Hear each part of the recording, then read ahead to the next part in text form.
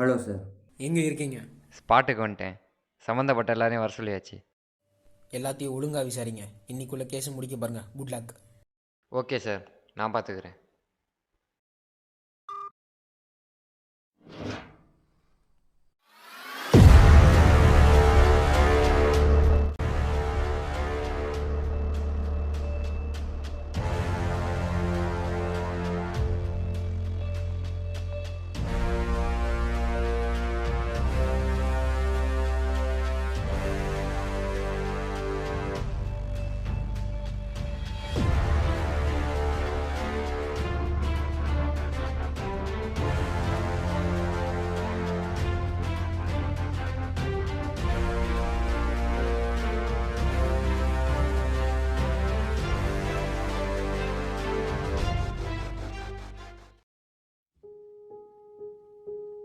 உங்களை பற்றி சொல்லுங்கள்.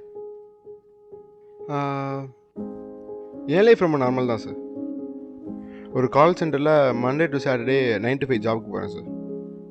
உங்கள் ஆஃபீஸ் பற்றி சொல்லுங்கள். நல்ல கம்பெனி தான் சார். ஒரு 2 days முன்னாடி கூட டார்கெட் அச்சீவ் பண்ணேன்னு ரிவார்ட் கொடுத்தாங்க. நீங்கள் தங்கியிருக்க இடத்த பற்றி சொல்லுங்கள். நான் இங்கே வந்து 6 months ஆகுது.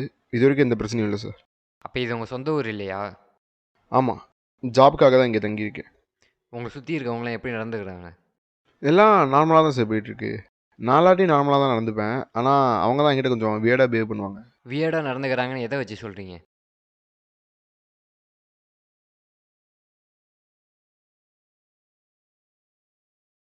ஒரு இன்சிடென்ட் வச்சு எப்படி எல்லாத்தையும் ஜட்ஜ் பண்ணுறீங்க? இல்லை, இவர் மட்டும் இல்லை, இன்னொருத்தரோட கூட இந்த மாதிரி ஒரு இன்சிடென்ட் ஆச்சு.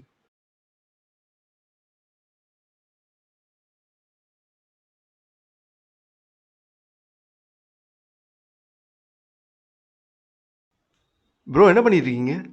சும்மா தான் உட்காந்துருக்கேன். என்ன ஏன் வண்டியில் என்ன பண்ணிட்டு சும்மா தான் உட்காந்துருக்கேன். என்ன சரி, உனக்கு? நவருங்க, நான் கிளம்பணும். என்னடா பண்ணுவேன்? ஏன் வண்டியில் ஏன் இப்படி பண்ணீங்கன்னு கேட்டதுக்கு என்னைய அடிச்சிட்டார் சார். ஏன் இதை போலீஸில் சொல்லிடுறாமே, உங்களுக்குள்ளேயே முடிச்சிட்டிங்களா? ஆமாம், நான் ஏதோ அவசரத்தில் பண்ணியிருப்பாரு, நெய்பர் தானேன்னு விட்டுட்டேன் சார். நீங்கள் இருக்கிற வீட்டில் ப்ளம்பிங் ஒர்க் போகுது தானே? அதில் வேலை பார்க்குற பையனை பற்றி என்ன நினைக்கிறீங்க? அவர் எல்லார் கூடயும் எப்படி பேசுவாரோ அதேமாரி தான் என் கூடயும் பேசுவார் சார். சரி, நீங்கள் வேறு ஏதாச்சும் அவர்கிட்ட பேசியிருக்கீங்களா? அப்படி எதுவும் ஸ்பெசிஃபிக்காலாம் பேசுனதில்ல. நாங்கள் சும்மா நார்மலாக தான் பேசுவோம். ஓ, இப்போ அவர் எங்கே இருக்கான்னு தெரியுமா உங்களுக்கு? தெரில சார், மேபி வேலையை முடிச்சுட்டு போயிருப்பார். அப்புறம் ஏன் நேற்று நீங்கள் மாடியிலேருந்து கீழே வரும்போது கயிறோட வந்தீங்கன்னு உங்கள் நெய்பர் சொன்னார்? இல்லை சார், எனக்கும் அவனுக்கும் சுத்தமாக ஆகாது. அவன் கூட பேசவே எனக்கு பிடிக்கல. அதனால தான் தனியாக துணி காய போடலாமேன்னு கயிறு எடுத்துகிட்டு மாடிக்கு போனேன் சார். சரி, கேட்க மறந்துட்டேன். முகத்தில் என்ன காயம்? ஆமாம் சார், அதான் பார்க்கிங் லாட்டில் சண்டைன்னு சொன்னேனே. சரி, ஓகே விஸ்வா, அந்த ரூமில் வெயிட் பண்ணுங்க.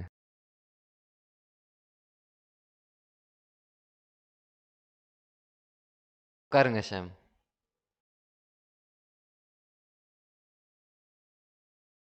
நீங்கள் என்ன பண்ணுறீங்க? விஸ்வாவை எப்படி தெரியும்? நான் காலேஜ் படிச்சுட்டு இருக்கேன் சார். எனக்கு அவனுக்கு தெரியும். உங்ககிட்ட நார்மலாக நடந்துப்பானா இல்லை உங்ககிட்டயும் வேடாக தான் நடந்துப்பானா?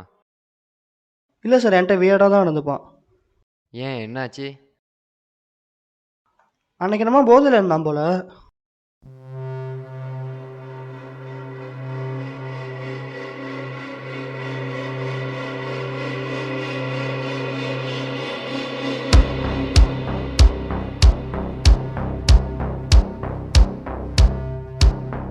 ஏன் வண்டியில் என்ன பண்ணிட்டு இருக்க? போங்க. டிஸ்டர்பன்ஸாக இருக்குன்னு தானே எடுத்தேன்.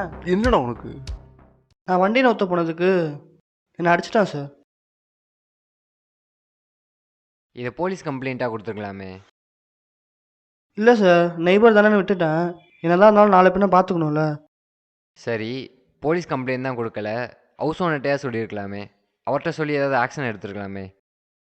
இல்லை சார், ஹவுஸ் ஓனர் வெளியூரில் இருக்காரு, அதனால் காண்டாக்ட் பண்ண முடியல. அந்த பிளம்பர் எப்படி, நார்மல் டைப் தானே? அவர் நார்மல் டைப்பில் நல்லா ஜாலியாக தான் பேசுவார்.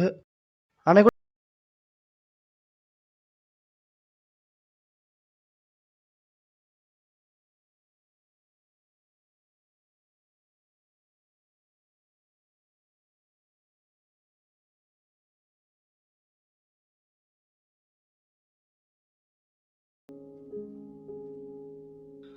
அண்ணே, இது பைப்பில் சும்மா ஒரு சின்ன லீக்கிங் பிரச்சனை தான்.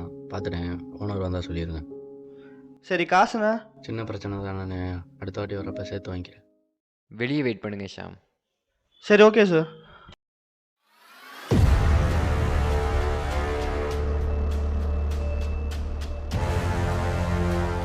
உட்காருங்க சசி. அவரை பற்றி வேறு ஏதாவது உங்களுக்கு தெரியுமா? அவர் உங்கள் கலீக் தானே? அவன் ஆஃபீஸ்க்கே ஒழுங்காக வர மாட்டான் சார். ஏன் ஆஃபீஸ்க்கே ஒழுங்காக வர்றது இல்லைன்னு கேட்குறதுக்காக ஒரு தடவை கூப்பிட்டதுக்கு அவன் சரியாக எனக்கு ரெஸ்பான்ஸ் கூட பண்ணல சார். இந்த மாதிரி வேறு ஏதாவது இன்சிடெண்ட் ஆஃபீஸ்லேயோ வீட்லேயோ நடந்திருக்கா? ஆமாம் சார், அவன் ஆஃபீஸில் எப்படின்னு எனக்கு சரியாக தெரியல. ஆனால் சில நேரத்தில் வீட்டில் பார்த்துருக்கேன், பேப்பர் மாதிரி சம்திங் கன்சியூம் பண்ணுவான். இப்படி கன்சியூம் பண்ணானா ஒரு மாதிரி வியடாக நடந்துப்பான்.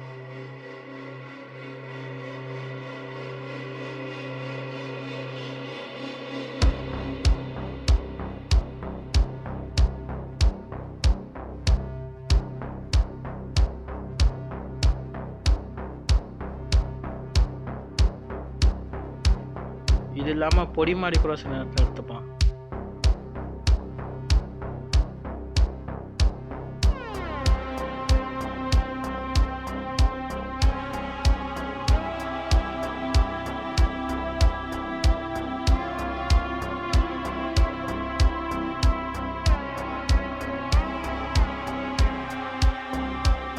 பயங்கரமாக கட்டி சத்தம் போடுவான் சார். ரொம்ப அவனோட ஆட்டிடியூட் சரியில்லைன்ட்டு ஒரு ஆஃபீஸ்லேருந்து 2 டேஸ்க்கு முன்னாடி டிஸ்மிஸ் பண்ணிட்டாங்க. அந்த பிளம்பர் என்ன மாதிரி கேரக்டர்? ரொம்ப நல்ல மனுஷன் சார். ஒரு நேரம் எங்கள் ரூமுக்கு வெளியே இருக்க சிங்கில்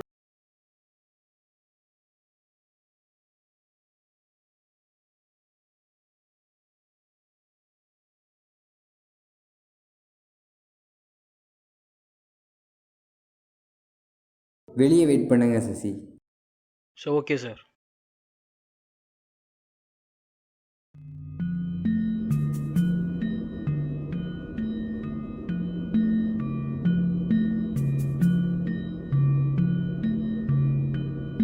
இல்லை சார், நெய்பர் தானே விட்டுட்டேன். ஏன் இப்படி பண்ணுறீங்கன்னு கேட்டதுக்கு நீ அடிச்சிட்டான் சார். ஒரு மாதிரி வியலாக நடந்துப்பான் சார். அந்த பிளம்பர் என்ன மாதிரி கேரக்டர்? அவர் நார்மல் டைப் தான், நல்லா ஃப்ரெண்ட்லியாக தான் பேசுவார். அவர் வேலையை முடிச்சுட்டு வீட்டுக்கு வெயிட் பண்ண நினைக்கிறேன் சார். தெரியும் சார், ரொம்ப நல்ல மனுஷன்.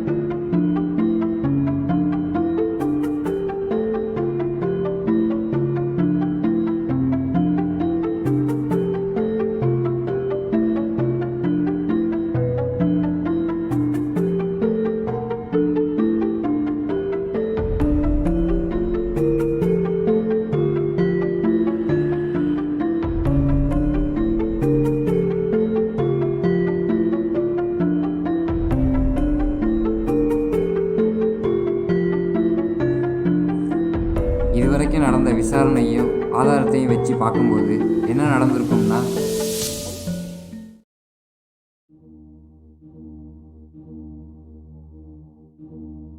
கீழே வேலையெல்லாம் முடிச்சாச்சு. இங்கே மேலே பைப்பை பார்த்துட்டு இந்த கயிறை கட்டி விட்டா எல்லா வேலையும் முடிஞ்சிடும்.